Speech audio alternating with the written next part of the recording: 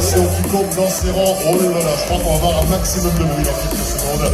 C'est un natif de Toulouse. Et une quatrième participation sur les routes du Tour de France. Lui qui avait enlevé le classement de la montagne sur Paris-Nice. Quatrième de la Merck Tour classique, Anthony Pérez. L'ovation du public toulousain, ici à Muret pour Anthony Pérez, radieux évidemment, il est sur ses terres, il a juste baissé le masque pour vous saluer. Merci Anto, et qui connaîtra bien évidemment chaque centimètre du début de ce parcours. À ses côtés, il est passé près d'un podium hier, vous l'avez vu tout tenter dans le final, il était échappé depuis de longs kilomètres. On a cru à la deuxième place, il était finalement quatrième de l'étape de Saint-Gaudens, Pierre-Luc Ferrichon. Avec superbe effort évidemment dans le final. Et aux côtés de PLP, on salue la présence d'un natif de Berlin qui représente donc l'Allemagne, qui a brillé sur les routes du Tour de France. C'était en 2015, Digne-les-Bains, Prado. C'est le vegan du peloton international. C'est Simon Geschke. Aux côtés de Simon, direction la Belgique pour un homme qui découvre le Tour de France après avoir gagné une étape à la Vuelta, après avoir gagné à travers la Flandre et à 2 reprises Paris-Tour, Yellow Wallace. Un petit peu plus loin sur scène, on va saluer l'un des hommes rapides du peloton à 28 ans, 7e participation à l'épreuve, 2e à Pau il y a 3 ans de cela, plusieurs fois dans les 5 également, c'est Christophe Laporte. Aux côtés du sprinter varois, direction l'Espagne avec un homme que l'on a découvert sur les routes du Tour de l'Avenir, le Tour de France des coureurs espoirs. Il s'imposait en 2013, le Murcian Rubén Fernandez. Et à votre droite, il représente l'Espagne, une 7e participation sur les routes du Tour de France, 2e au Mont Égual. La saison dernière, il a levé les bras sur les routes de la Vuelta, sur le Critérium du Dauphiné, il a gagné le Ventoux, le Mont Ventoux Dénivelé Challenge, c'est Jesus Herrada. Et à la tête de cette formation, en ce jour de 14 juillet, il était tout simplement le meilleur Français du Tour de France l'an dernier. Il est actuellement le meilleur Français du Tour, 9e du classement général.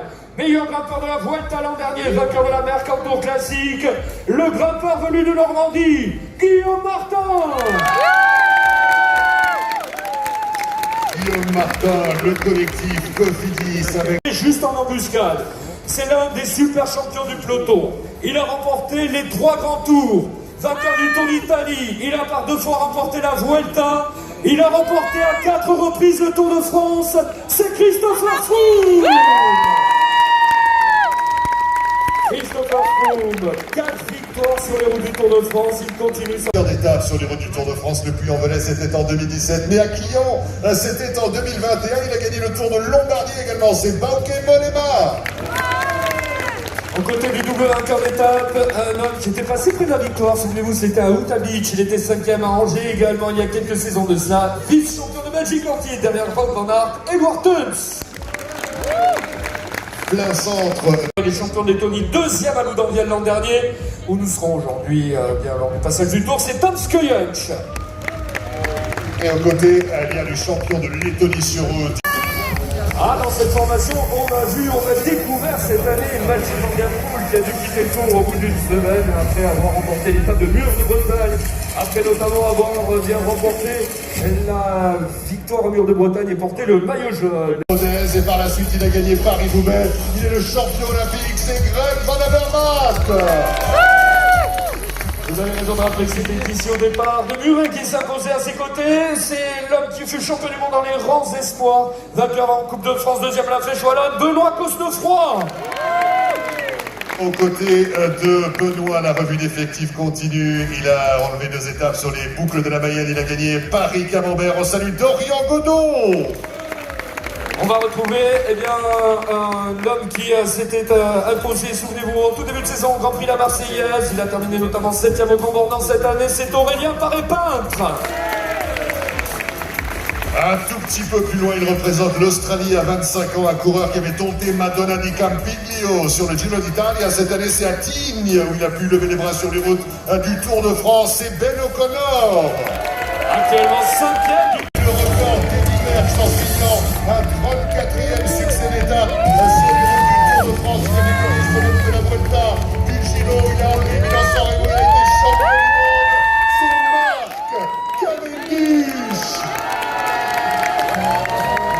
34 victoires d'étape pour le missile de Niggemann qui a égalé le record d'Eddy Merckx. Il a encore 2 échéances pour tenter de battre le record. le reste du collectif de Koenig de Quickstep sur le podium. Le troisième titre sur la flèche wallonne, le champion du monde, Julien Alaphilippe. Julien Alaphilippe, un petit message pour lui sur les réseaux sociaux.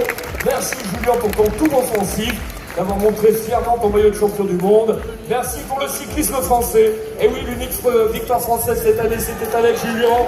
Nous sommes le 14 juillet et le champion du monde montre la voie. Merci beaucoup à l'équipe de Koenig Quickstep. Terry, Dylan Van Baarle.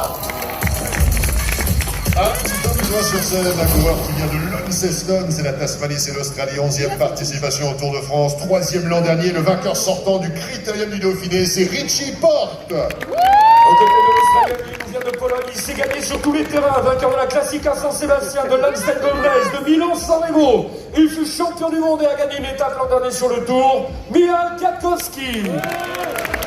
Aux côtés de Michał, on salue l'Espagnol de 34 ans, quintuple champion national du contre-la-montre individuel, vainqueur sur le Tour de Romandie, Jonathan Castroviejo. Aux côtés de Jonathan, il est le mieux placé de sa formation. Pour le classement général, il est actuellement 4e en embuscade pour le podium. Et pourquoi pas mieux pour le maillot jaune. En tous les cas, il avait ramené le maillot rose sur les routes du Tour d'Italie. L'ancien vainqueur du Giro d'Italia, Richard Carapaz. Et un petit peu plus loin sur scène, il représente la Grande-Bretagne à 26 ans, natif de Londres, il découvre le Tour de France et sur les routes du Giro d'Italia en 2020, il avait enlevé lui aussi le Maglia Rossa. Il a remporté le classement général. On salue Theo Gegenhardt. Et dans cette formation, mesdames et messieurs, il fut double champion olympique sur piste avant de se tourner vers la route et de remporter la course au soleil Paris-Nice. Il a remporté le Critérium du Dauphiné en 2018.